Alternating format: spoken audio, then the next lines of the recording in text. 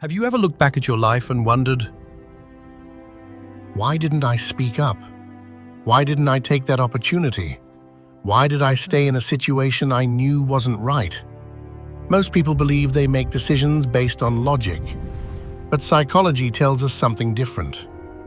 Many of our biggest life decisions are quietly shaped by one invisible emotion: fear.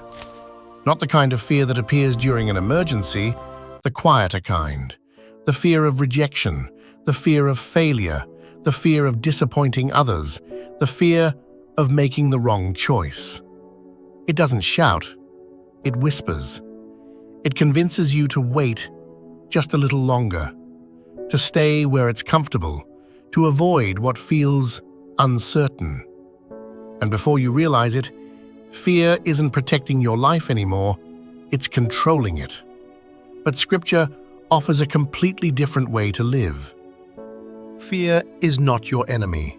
In fact, fear is one of God's protective gifts. When you step into traffic, fear tells you to move. When you hear danger nearby, fear prepares your body to react. Deep inside the brain is a small structure called the amygdala. Its job is simple: detect danger, keep you alive. The problem is, your brain cannot always distinguish between physical danger and emotional discomfort. A difficult conversation can feel as threatening as a wild animal. Being rejected can feel like survival is at risk. Standing in front of a crowd can trigger the same alarm system. Your body responds, your heart races, your muscles tighten, your breathing changes. But the danger isn't always real.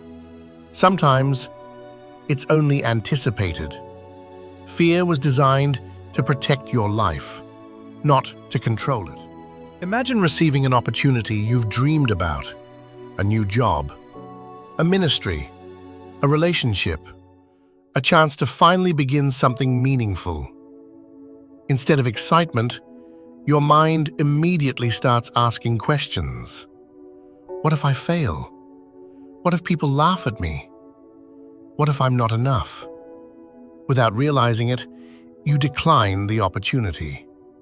For a moment, you feel relief. That relief teaches your brain an important lesson.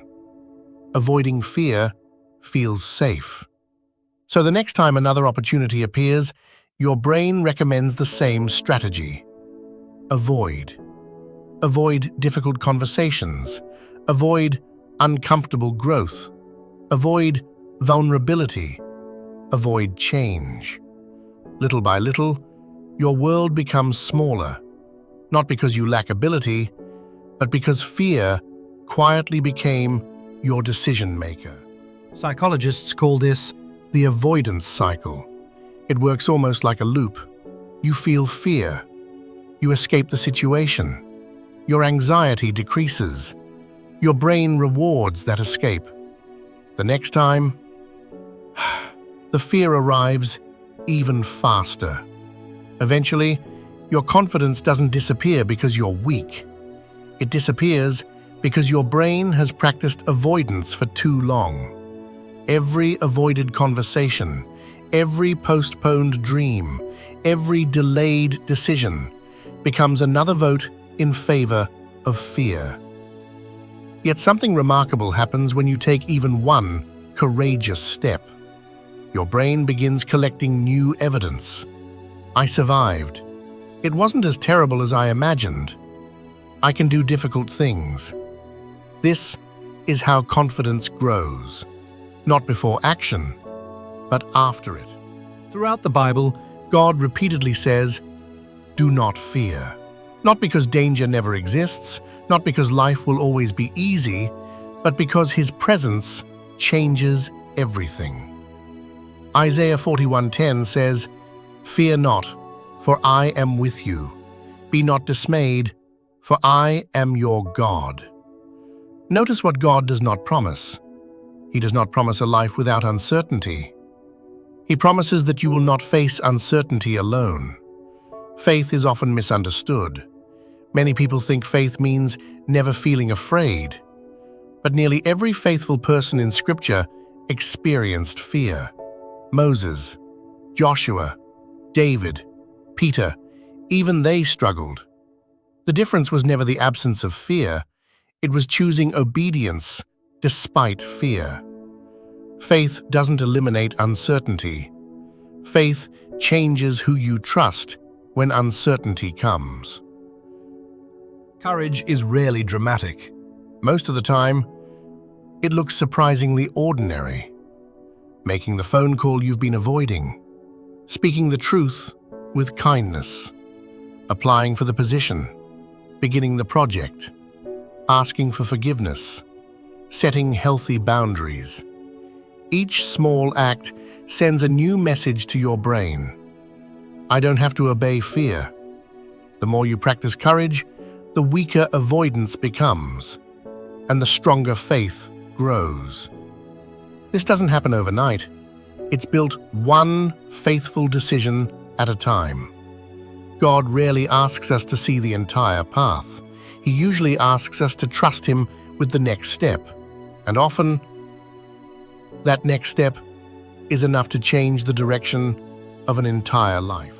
So today, ask yourself one honest question. What decision has fear been making for me? Maybe it's a conversation. Maybe it's forgiveness. Maybe it's a dream you've postponed for years. Maybe it's simply trusting God again. Remember, fear always promises safety, but often delivers limitation. Faith may feel uncertain, but it leads toward freedom. As Isaiah reminds us, fear not, for I am with you. Perhaps God isn't asking you to become fearless today. Perhaps He's simply inviting you to take one faithful step. Because freedom doesn't begin when fear disappears.